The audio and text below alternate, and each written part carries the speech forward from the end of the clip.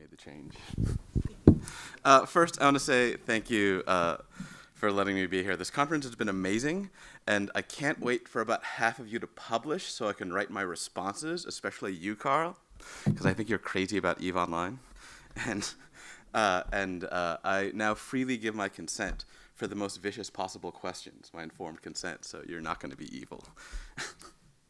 Okay. This is my claim. Games are a form of landscape.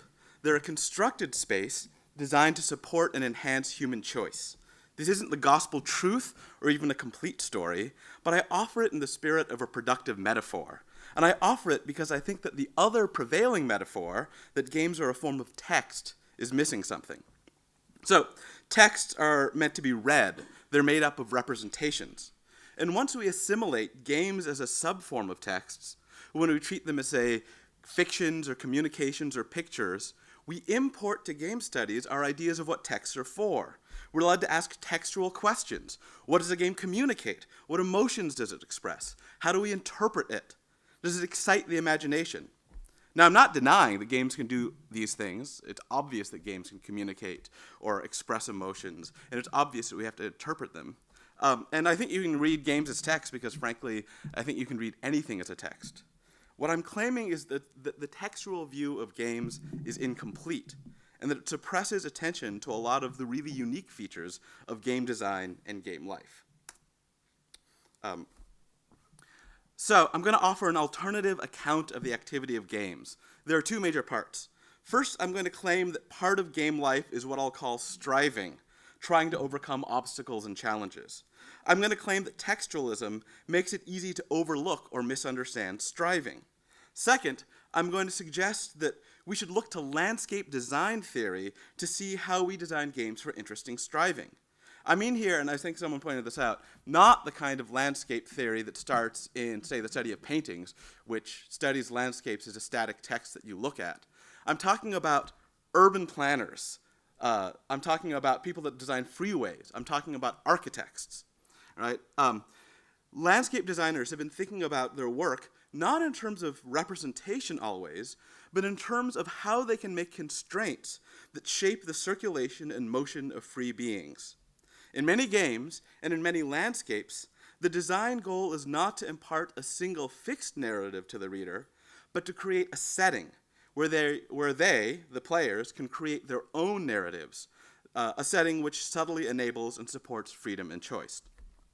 So I think this talk only has one real idea, and I'm going to offer it to you now in blunt and raw and naked and horribly oversimplified form. But here it is.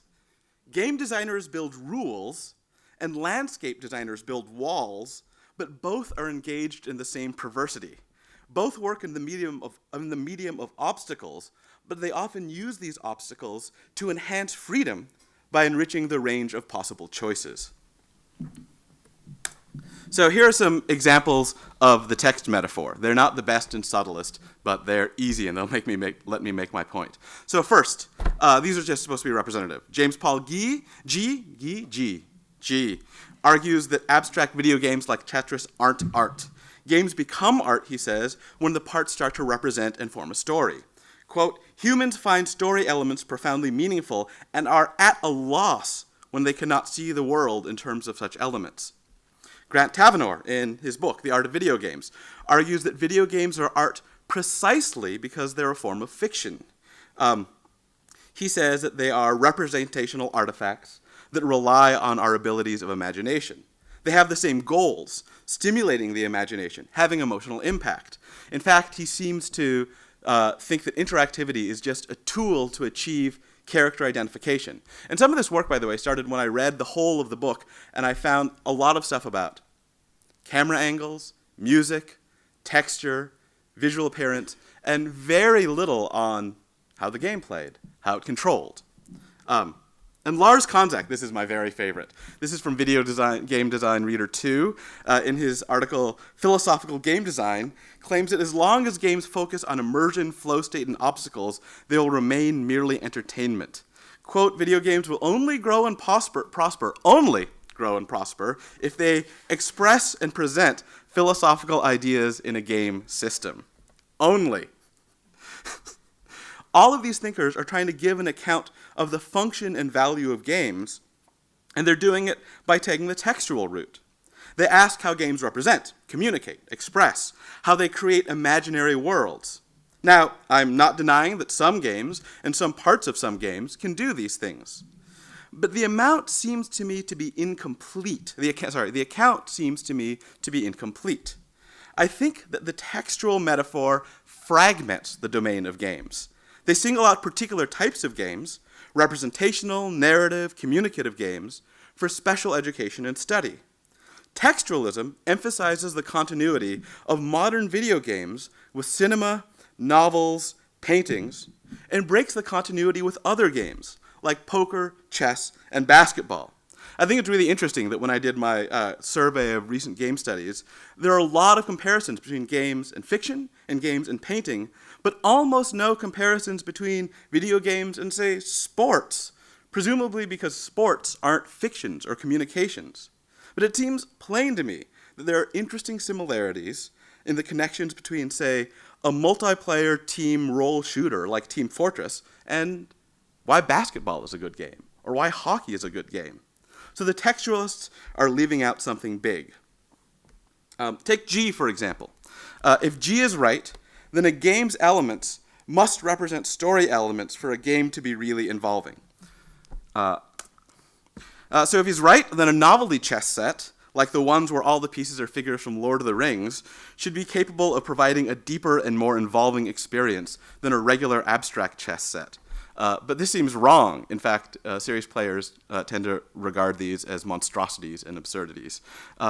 There is narrative energy in chess. There are traps, reversals, and clever attacks, but the referentiality only seems to distract from absorption in that energy. I'm going to leave this up for a while, because this fills me with horror, and for a while I thought instead of talking I should just put this slide up for 20 minutes and stare at it. Okay, I actually admit the argument I just gave is a cheap shot, because a smart textualist can say something else. They'll probably say that there are certain minimal iconic representations. The king represents the important thing. The pawn represents something weak. And the abstractness of the referentiality is important here. But I also think this more sophisticated view misses the point. The excellence of chess comes from a particular configuration of rules and the way they interlace to create play. It's easy, okay, here's an actual argument. It's easy to imagine variations of the rules that don't change the representational content very much, but weaken or destroy the involvingness of the game radically. Imagine, for example, allowing knights to move 3 up and 2 over, and allowing the pawns to capture straight ahead instead of on a diagonal. By the way, if you haven't done this, especially the pawn experiment, it's really worth seeing, because it'll teach you a lot about how chess game works. Just try letting pawns capture straight ahead. So it looks like we can vary the involvingness of chess without varying the representational content, and vice versa. This, by the way, is a claim about chess in particular. I'm not generalizing to all games. I think there are many games where you will change what's happening when you change the representational content, because not all games are this abstract. Like if you reskinned GTA to include all the people from this conference, or maybe Simpsons figures, that would do something. The same seems to be true of games like Scrabble and its digital relatives, Words with Friends. Gameplay consists of placing letters to form words in a connected network. Gameplay here isn't referential. In fact, high-end players say it's easier to play if you stop thinking of the meanings of the words at all. There's no created world and no characters, and theorists like Taverner and G have to exclude games like this from the theories of the artfulness and value of games.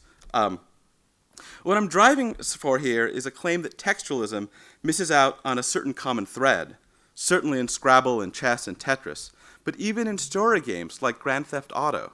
It's missing out on the common thread that binds video games, board games, card games, and sports. What's missing? So here's the first pass. I'm tempted, first, to say that textual account leaves out the essential freedom of gameplay. In games, we get to choose what happens next. But this first pass is oversimplistic and wrong. First, as Espen points out in cybertext, the text says Arseth, but now that we're here at a conference, I feel I can use the first name. As he points out in cybertext, there are plenty of texts where we're free to choose the order that we experience the text, from modernist experiments to Wikipedia. Second, as Walton points out in Mimesis and Make-Believe, in the representative arts, we have a freedom of the imagination with respect to texts. But freedom in games is distinct from either the freedom of Wikipedia or the freedom of the imagination. In games, we have the ability to causally modify the course of events. We have an active relationship to the course of events. We know that the events depend on and evolve from our choices. What I'm groping here for is some account of the different relationship between game designers and text creators with respect to narrative. Classically, texts provide a single narrative or set of narratives, but games provide the opportunity for players to create their own narratives. Even in video games with fixed stories and cutscenes, the most memorable moments are often the ones the player created. What I remember most from playing Half-Life is not the cutscenes or the overarching plot, but when I backed up and dropped a grenade at the last moment and then baited the guards into it and blew them up, and I was like, yeah, that was me. What's missing from the textualistic theory is an account of the fact that many of the best games are so good for the very fact that they help players create their own wildly varying narratives and make exciting narratives more likely while still allowing them to emerge from the player's own choices. So, I think to understand what's really going on in games, we have to consider the possibility that the activity we're engaged in with games is of a substantively different kind than the activity we're engaged in when we read a text. I think the thing that unites all these things, board games, card games, sports, and video games, is something we might call striving play. What striving play is best captured in Bernard Suitz's lovely book, The Grasshopper, Games, Life, and Utopia. Have any of you read this? I know a few of you have. If you haven't, it is, besides everything else, the most delightful philosophy book I know. When I gave it to my students, some of my students got angry that more books weren't this delightful. It starts, if you remember, with the grasshopper from the story of the ant and the grasshopper, where the ant was, the hero of the original story because he worked. The grasshopper's dying on his deathbed, and his disciples around him are like, please let us feed you. And he says, no, for that would make you ants and doubly so. For you would be working for yourself and for me.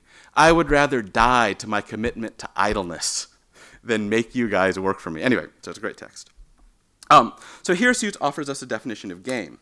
A lot of people know this. Games are unnecessary obstacles undertaken voluntarily for the experience of overcoming them. Suits' insight here is that the essential material of games is a set of constraints, restrictions on how a player may act. The point of running a marathon, says Suits, is not simply to cross the finish line first, for there are far easier ways of doing so, cutting across the middle of the city or taking a taxi. It doesn't even count as crossing the finish line unless you did it within the specified constraint. The point of poker is not simply to get other people's money, because you could do it more efficiently by stealing their wallets when they go to the bathroom. The constraints are essentially constitutive of the win condition for the game. So Suits has a really interesting insight here. In normal practical life, he says, we choose the means for the sake of the ends. But in game life, we choose the end for the sake of the means they force us through. There's nothing valuable about crossing that finish line in and of itself. It's only valuable because of the struggles it forces you through. Notice that Suits' account doesn't require representations. His account illuminates, I think, the similarity between Grand Theft Auto, basketball, and rock climbing. We don't have to read the obstacles, we just have to get over them. And I think, by the way, that Suits is wrong to claim that this is a definition of all games. But I think that he's right that this is a significant category of human activity and a very accurate account of one of the activities we're doing when we play games. This is important to bring up because I think there's another notion of playing games that's been dominant in the academic discussion of games. The idea that playing is a sort of make-believe, which we've already heard about, and I'm going to rush. Walton claims that art objects are what he calls props, stimulants of the imagination. His claim is that the representative arts aren't continuous with communicative art, but are instead continuous with children's play, with make-believe, and the freedom of the imagination is not a flaw, as it might be in a philosophy essay, but the desideratum.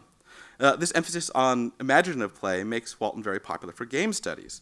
But I think trying to use Walton to explain all of games and all of play is a mistake, because I think we now have two distinct sorts of play going on here. So here's an actual argument. Let's call them make-believe play and striving play.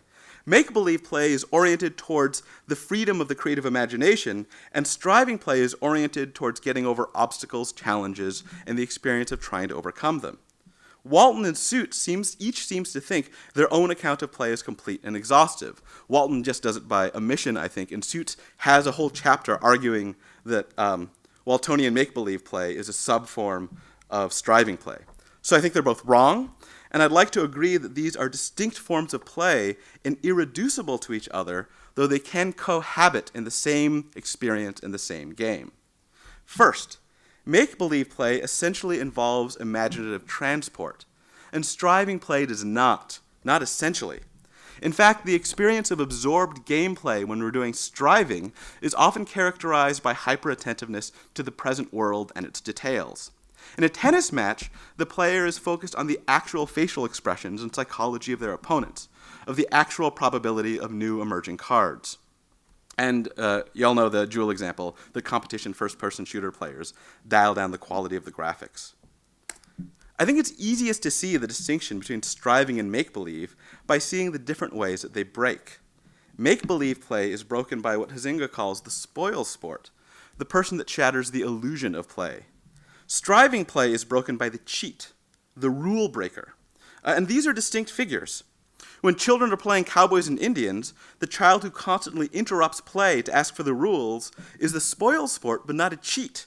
And it's actually hard to imagine how you might cheat at Cowboys and Indians, which I think shows that it's mostly a make-believe game. On the other hand, when chess players constantly interrupt a game to ask for rules clarification, they're not being spoil sports because there's no illusion of play to shatter. Cheating at chess is easy to imagine, though. And even when the two forms of play occur together, they're still distinct. Take a tabletop RPG, like Dungeons & Dragons. I take it that most people who are engaged in this have a dual purpose. They're engaged in both make-believe play and striving play. But even here, the two forms of play are separable.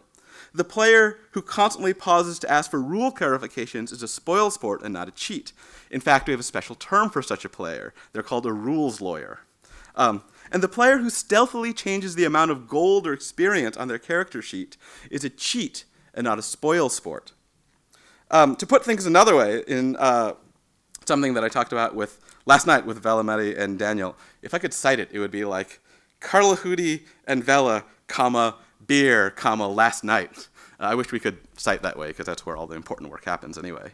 You might think that striving play is essentially evaluatory, and make-believe play is not. You get a score and you win only in striving play. Both forms of play have goals, but striving play also has, in some sense, objective measures of judgment or performance. So I'm not claiming in any way that make-believe play is the domain of text and striving play is the domain of games.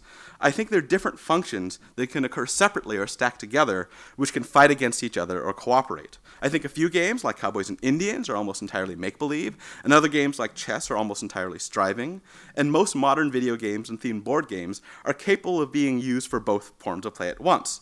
Grand Theft Auto does both at once, and in about equal balance. Pac-Man does both, but I think it's more striving. So I think a lot of games are hybrid creatures, built to support both kinds of play. And I don't think everyone has to play the same game the same way. Some people use World of Warcraft for striving play only, and some use it for make-believe play only, and some use it for both, and when the populations cross each other, sometimes they come to a lot of grief. This may also apply to some texts. So I showed this paper to the practical reasonist theorist Elijah Milgram, if you know him, and he read it, and he commented that he thought this explained Jane Austen. He thought that regular readers who pick up Jane Austen in the bookstore are engaged in make-believe, but literary theorists are playing a striving game according to the rules of literary theory, and he thought that what made something canonizable by academics was more about its amenability to the striving game than to the make-believe game, and that's probably a separate paper in its own right. So, once we see the distinction between make-believe play and striving play, it's easier to say what textualists miss about games. They have the make-believe play down, but they aren't theorizing the striving play. Textualism presumes representationality and make-believe is a representational form of play. But striving play is not essentially representative. It can be, but nothing in the definition requires it. But striving play is the really novel feature here, and so one in need of most explication. By the way, I think one of the things this leads me to is the future question of why striving play and make-believe play go so well together, and why I think sometimes they tear at each other. I, as a player who used to play a lot of open world games, when I got to modern cutscene games, could feel like the make-believe story function tearing against my ability to control the game. But that's another topic. All right, finally, talking about landscape now. So now we have this new idea to play with, striving play. Games can be more or less conducive to interesting, pleasurable, and beautiful striving. But do we need to start anew and invent a whole new critical language for it? For some aspects, yes. But I think there's a long-standing discussion that's surprisingly close in the field of landscape design. Here I mean everything from gardens, architecture, road networks, urban spaces. And I'm not talking about landscape studies and critical theory. I'm talking about the internal dialogue of architects and urban planners and intentional space creators. Because landscape designers have been thinking for a very long time about how to design spaces for the motion of free and interacting agents. So in striving play, as I've argued, a player needs to be free and causally active. The solutions to obstacles, the narrative of tension, struggle, and overcoming, has to come from the agent's own decisions, actions, and efforts. Landscape design theory is about providing a setting for and conditioning for the motion of free beings. Not by providing a fixed narrative for them to experience, except for IKEA, which most people hate as architecture, but by setting up a set of constraints and then letting the users loosen them. As I said before, game designers make rules and landscape designers make walls and fences. But both are building logical spaces, shaping the space of possible choices and motions. So let me be clear here. The analogy I'm drawing is not from the physical landscape in-game to the physical landscape made by a landscape designer. I'm talking about how they're both working in constraints. In landscape design, all the constraints are physical.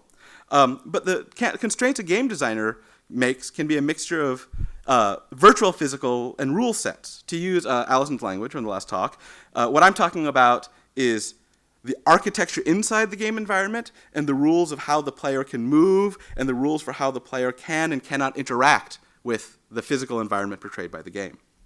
Now, the goals of landscape design and game design are quite different. For one, striving games have built-in goals and buildings usually don't. But the similarity is striking. With text, the basic unit of text is a unit of representation. But the basic unit of the landscape and the striving game is the constraint. Their medium is the same, so to speak. They're both designing logical spaces, landscapes of choice. And they're both after the same seeming paradox, using constraints to enhance and enrich the range of choices.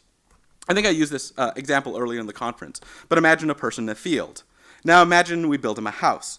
In some way, with the house, his motion is more constrained. There are obstacles, walls, in his path. But now he has more options. He can be inside or outside. Similarly, chess is nothing but a set of restrictions on how one move pieces, but in a very important sense, I have a richer set of choices when I'm playing chess than when I'm idly toying with the chess set, doing whatever I want with the pieces. So both are working with constraints. What both fields want from the constraints is often very similar. In landscape design and striving design, we often want those constraints to be invisible. We want the constraint of the walls, the arbitrariness of the rules, to melt away, to let people be absorbed in their own actions. Next, textualism tends to focus on single-player experiences because that's the paradigmatic experience of reading, but landscape designers tend to talk about designing spaces for multiple free interacting agents. A concrete example will help here.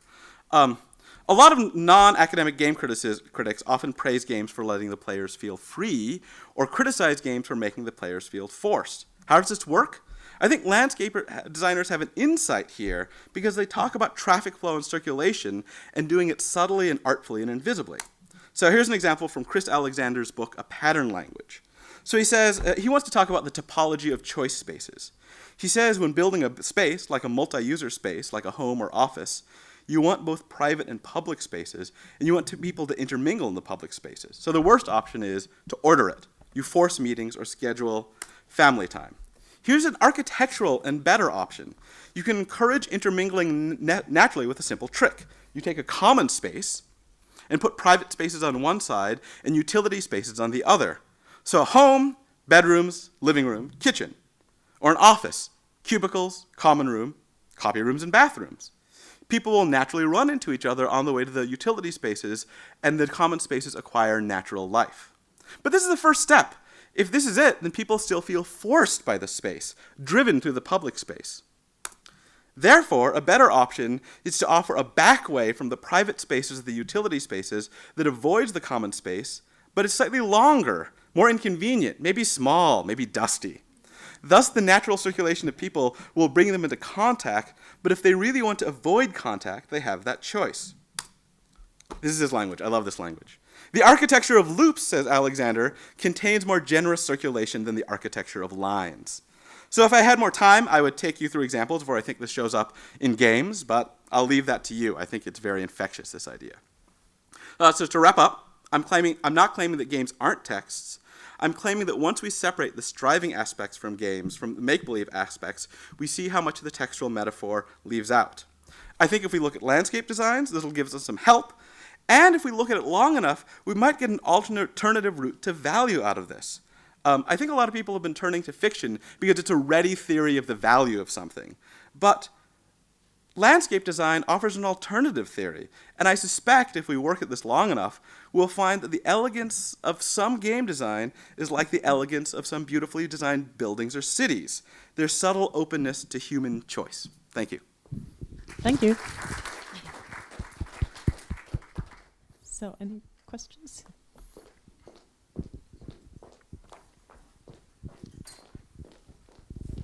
Yeah, thank you, T. Amazing talk. I really liked it. I mean, basically, I knew your talk before because we talked about it so much. But anyway, it's nice seeing you actually present it.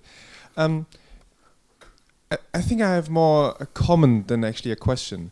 When you first stressed the striving element of play and the choices players have to make in their freedom, I thought, okay, well, choices are nice, but if I don't have a story, they're not really meaningful. Yeah. So if you have like landscape, architecture, whatever, just in order to make players free or make them have choices, that doesn't really get us anywhere. Because we want to have interesting choices, not just choices. Yeah. That's Sid Meier, I guess. Yeah. But then again, I thought a little, as you went on talking, I thought a little bit more about this, and I realized that constraints also make choices meaningful. Yeah, I mean that's a very, if you think about it in chess, yeah, when you have a chessboard without any rules, you have any choice whatsoever with your pawn. I mean, you can move it anywhere, yeah, but it only gets a meaningful thing to do, a meaningful choice when you have some constraints. I think it's a very, very Heideggerian thought. Yeah, I mean, if we live forever, our choices don't mean anything. Yeah, but if we have some constraints, I mean, just having constraints makes choices meaningful. So that's an interesting just idea that popped up. Maybe you can make some use of it. I don't know. So, by the way, Suits in the book argues that games are the purpose of life because if you imagine utopia where we've solved all practical problems, the only way anything can be meaningful is if we play games. Games will be all we do. So, I want to say something though. I'm not saying that there's no narratives in games and architecture. Rather, I'm saying that the classic textual paradigm involves a different relationship between the user and the text for narrative than the game or landscape paradigm. There is a narrative in the text, typically. We ask about the representation of that narrative, where I think many game designs and landscape designs, the user is there and creates their own narrative, and the game or the landscape makes it likely that they'll create more interesting, cooler, more fun narratives. So it's about the relationship to the narrative, the degree to which they're free in creating agents. I think that it's more like there's a difference between viewing an artwork and having a studio in which you create your own artwork. And I think in game design is more like making the studio where you get to create the story. I think that this makes perfect sense, and especially, I mean, there are designers who adopt exactly this attitude towards game design. Will Wright talks about Christopher Alexander, and we saw Pikmin, the gardening game. You know, right. Miyamoto is influenced by gardening. I wonder. So the argument is that there's a way of approaching games as text, which is good in some senses, but not in others, and there's a way of approaching it as landscape, which is presumably good in some senses and not others. is there a way of synthesizing these two approaches, or are they mutually sort of exclusive? And I'm thinking particularly about Henry Jenkins' idea of narrative architecture, this attempt to synthesize these two realms. So I haven't read the Jenkins, but I think actually this raises a really interesting question of how these two fit together. And I don't think you get the question of how they fit until you see that they're distinct activities, right? So this is actually the next question I'm interested in, and if you have approaches to it, I'm super excited for them. But though they don't seem necessary, it seems very natural for us to put them together, right? There's a reason that most board games coming out of Germany are themed, and there's a reason why most games are representational. And I think it has something, it has to do with my answer to his last question. It has to do with the fact that both of them are about narratives in different ways. But I really don't have more for you for there. Like this question arises for me at the end. There's a question of how the synthesis happens, and that's all I can say. Okay, thank you for the presentation, which was quite interesting. And well, I'm not right with your premises, but I'm right with your conclusions. So, but I have a question about the fact that the presence of rules, according to you, in games like computer games, which, as you said, they build affordances in order to constrain the behavior, directly constrain the behavior of players. So we can say then that in computer games there are no rules at all. So, for example, the platforms of Mario, they are exactly like concrete walls in that sense. You cannot go through there. So you can. They are exactly like concrete walls because they are concrete affordances. You have to interact with them. So I think I'm using a different notion of rules. If you mean by rules things that you have to hold in your head and obey, then I don't mean that by rules, right? There's a reason I think where Suits talks in terms of obstacles or constraints. I just use the word rules loosely here in the simplistic version. The better way to think of it is constraints. I use rules because I naturally think that in terms of rules of programming, but what I tried to say was, look, landscape architects work by building the environment, by building the physical environment, and what I'm calling rules here, you can use a different term, for game design includes rules in sports and board games, and the physical environment, and what you would call affordances. All the things, all the constraints for what you can do is the thing I'm calling rules. If you want to use a different word, I have no problem with it. Later on in the talk, I talk about, I think, constraints. Also, objects are rules. Yeah, maybe it's better just to talk about obstacles. So Suits has a lovely insight. He says, look, in some games, the rules are the obstacles. In some games, the rules bring people into contact with other players who present obstacles through the rules. And a mountain climber or a rock climber is also engaged in a similar activity. He's choosing, he's deciding to climb El Capitan, not just to get to the top, because there's a shuttle you could take to the top. It's because of the obstacles that are in the way that he wants to have to fight to get over. So maybe a better way to put it would just be to drop the rule language and talk about obstacles and constraints. But yeah, no, I don't mean rules in the held in your head way. Okay, so we squeeze in a last question. Yes, I'm interested in your argument for the distinction between striving play and make-believe play. This doesn't affect your main argument, but I'm rather interested in this particular kind of thought, which is very interesting, because you're effectively arguing for a non-reductionism about play. I think your argument is very plausible, but I'd like to try to challenge it. Because you point out that there are these forms of play fail in different ways. That's the basis for the argument. And one you call the one cheating, and the other spoiled sports. It seems to indicate a sort of qualitative difference there. So I'm just thinking, could it be that this distinction and this difference is rather concerned with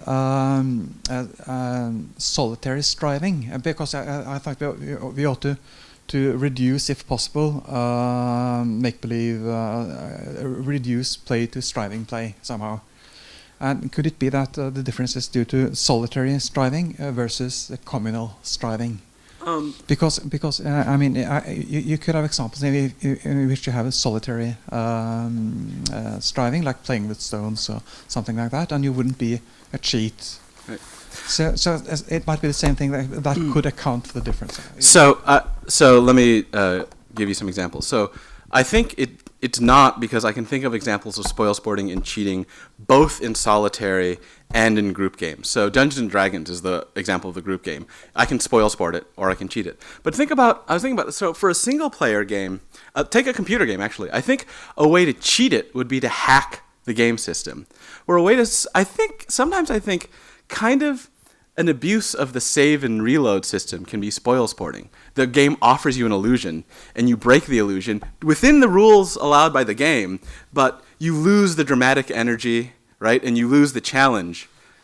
You lose the, well, now you see me slipping here a little. But I think, no, I shouldn't say the challenge here. What I should say is, and this, hopefully this is right, my ability to believe that I'm a soldier fighting through the trenches vanishes when I save and reload, and I start to think of myself as immortal. So maybe if I can show that they break in solitary play and in group play, then I think I can sustain through that objection. Thank you.